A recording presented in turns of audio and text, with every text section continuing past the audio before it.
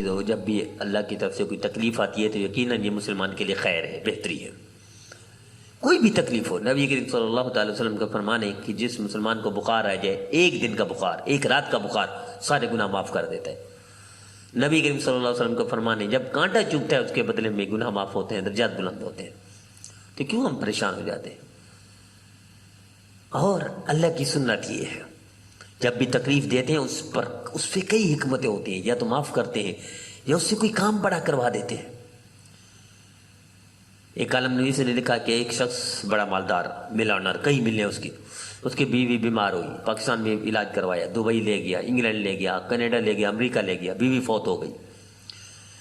اس نے طے کر لیا کہ میں ایسا ہسپتال بناؤں گا کہ جس میں علاج ایسا ہو کہ جو لوگ دھکے نہ کھائیں، کینیڈا نہ جانا پڑے، امریکہ نہ جانا پڑے، انگلینڈ نہ جانا پڑے، یورپ نہ جانا پڑے، کسی اور ملک میں نہ جانا پڑے، چونکہ میں تو چلا گیا۔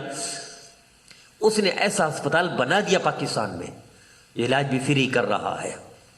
اب یہ بیماری رحمت ہوئی نا، رحمت تو نہ ہوئی کہ اگر یہ شخص، چونکہ کوئی غریب بیمار ہوتا تو مر جاتا۔ امیر کی بیگم کو اللہ نے بیمار کروایا، اس کو دھکے کھلائے، پوری دنیا میں گھمایا تاکہ اس کے ذریعے سے اس کا پیسہ خرچ ہو مسلمانوں کی فلاح کے لیے۔ اللہ تو ایسا کرتا ہے کہ جب بھی کسی کو غریب کو تکلیف ہو تو اور حکمت ہے، امیر کو تکلیف ہو تو اور حکمت ہے۔ حکمت ضرور ہے اللہ کے ہر کام میں، اس لیے مسلمان کو پریشان نہیں ہونا چاہیے۔ بنی اسرائیلی روایت ہے، شاید امام غزالی رحمۃ اللہ علیہ لکھتے ہیں کہ ایک شخص کو 400 سال گناہ کیا، اس نے زنا، چوری، ڈاکہ، کوئی گناہ نہیں چھوڑا۔ 400 سال کے بعد بخار آیا، اللہ نے 400 سال کے گناہ معاف کر دیے۔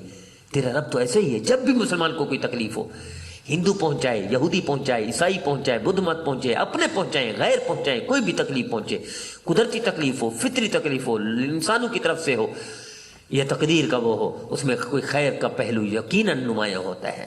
تو اس لیے ہمیں پریشان نہیں ہونے چاہیے، ہمیں اللہ کی رضا پر راضی رہنا چاہیے۔ علاج کریں اس کا، تکلیف کو دور کرنے کا وہ سوچیں، حل سوچیں، اللہ کی طرف متوجہ ہو کر حل سوچیں، اللہ کے علاوہ حل نہ سوچیں۔ یقیناً اللہ خیر کے فیصلے فرماتا ہے۔ ماں تکلیف نہیں دیتی، لیکن جب بچہ بیمار ہوتا ہے تو ماں انجیکشن لگواتی ہے، آپریشن بھی کرواتی ہے۔ اللہ اس سے زیادہ رحیم ہے، اللہ اس سے زیادہ پیار کرتے ہیں، اللہ اس سے زیادہ محبت کرتے ہیں۔ یقیناً کوئی نہ کوئی تکلیف میں جب بھی ہمیں کوئی تکلیف ہو، اللہ کی طرف متوجہ ہو جائیں، شکوے نہ کریں، کسی اور کی طرف رخ نہ کریں کہ یہ بندے نے تکلیف پہنچائی، یہ بندہ ظالم ہے، یہ بندہ اللہ کی رضا کے لیے آ جائے، واپس آ جائیں۔ اللہ کی طرف سے بندے کی تکلیف بھی اللہ کی طرف سے، کتے نے کاٹ لیا اللہ کی طرف سے، یقیناً اس میں کوئی خیر کا پہلو ہے، یقیناً کوئی نہ کوئی خیر کا پہلو۔ ایک شخص وہ تھا، اس کے پاس ایک فقیر آیا تو اس کو دھکے دے کر نکال دیا اور اس کی نقل اتاری، اس کو ذلیل کیا، بے آبرو کر دیا۔ اس نے کہا اللہ تجھے کتے کی موت مارے۔ بعض تکلیف ایسی بھی ہوتی ہے، سزا ہوتی ہے، اور بعض تکلیفیں گناہ معاف کراتی ہے، بعض تکلیفیں اللہ کو یہ اور کام کروانا چاہتے ہیں۔ اب یہ شخص جس کو فقیر یہ کہہ کر چلا گیا اللہ تجھے کتے کی موت مارے، چونکہ ذلیل کیا، بے آبرو کیا، عزت نفس مجرور کی، سب کے سامنے اس کو گالیاں دی۔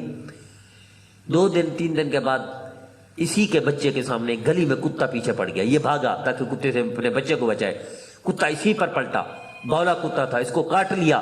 اب یہ بولا کتا تھا تو اس کا دماغ خراب ہو گیا، کتے کی طرح وہ کرتے کرتے مر گیا، اس کی بد دعا لگی۔ بعض اوقات سزا ہوتی ہے، بعض اوقات اس طرح بھی ملتے، تکلیف ملتی ہے تو اس کا یہ وجہ ہوتی ہے۔